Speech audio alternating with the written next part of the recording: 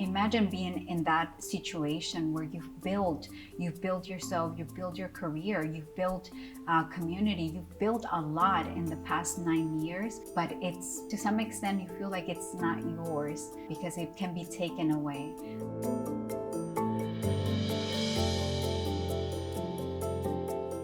I am Mayra Diaz. I was born in Mexico, came to the US when I was 7 years old, and I've been living here ever since. Grew up in the Bay Area.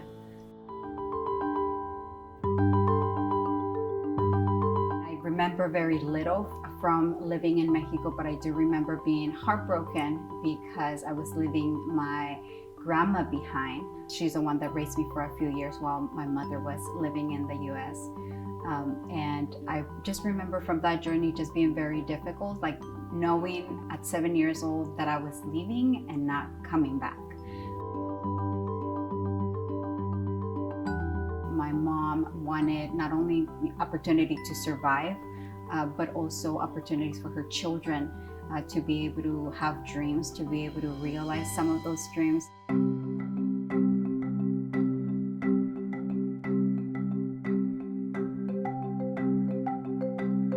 At that 9 years old, I was already building this other dream of like, okay, my dream is to be able to help not only my mother, but similar parents like my mother who did not speak English.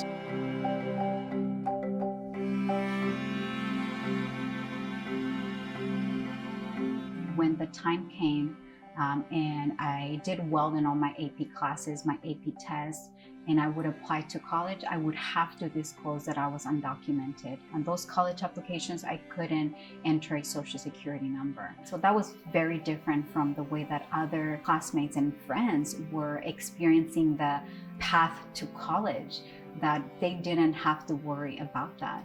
Throughout high school, I actually didn't meet a lot of undocumented people, or at least I wasn't aware that they were undocumented. But senior year in high school, I participated in the after-school program called College Track. In that program, we met with mentors, we met with people that were supporting us with our academics.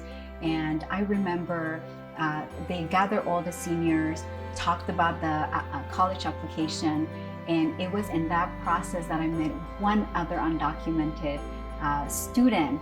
And that's when I realized, oh wow, like, so she and I, have been coming to College Track all these years and kind of been sharing similar experiences. But it was at that point where I was like, okay, other undocumented people exist, but we weren't talking about it.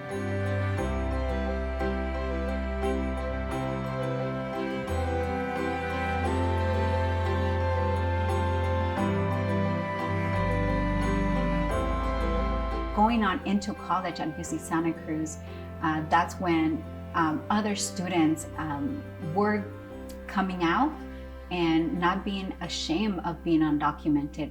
Not only were they sharing that they were undocumented, but they were demanding that students like us also needed support. We didn't qualify for federal financial aid. We didn't qualify for institutional financial aid. So we were attending college and, just not having really an idea, how do we pay $60,000 for this college degree? We also needed resources and that colleges needed to change their guidelines, and they actually needed to better support us to be able to graduate college.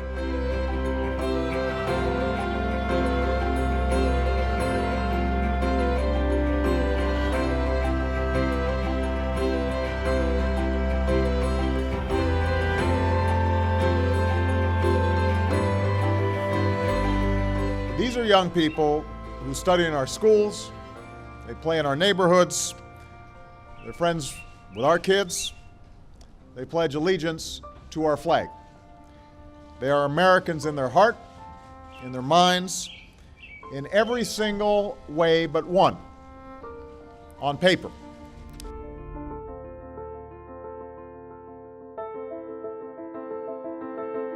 So when the DACA program was announced, to me felt like I can't believe that we have reached this point where now I can apply to pretty much request that I receive a work permit, and that will mean that I will be able to apply for that Social Security number.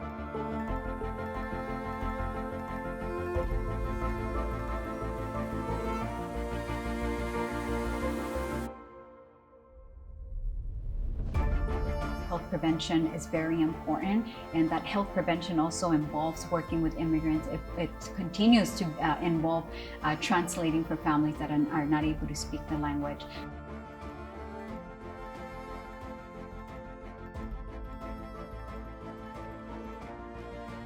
We have people that are already in their careers as doctors, as attorneys. For myself as a public health professional, we're contributing, we're being of service to people, but we wake up every morning knowing that the DACA program may end.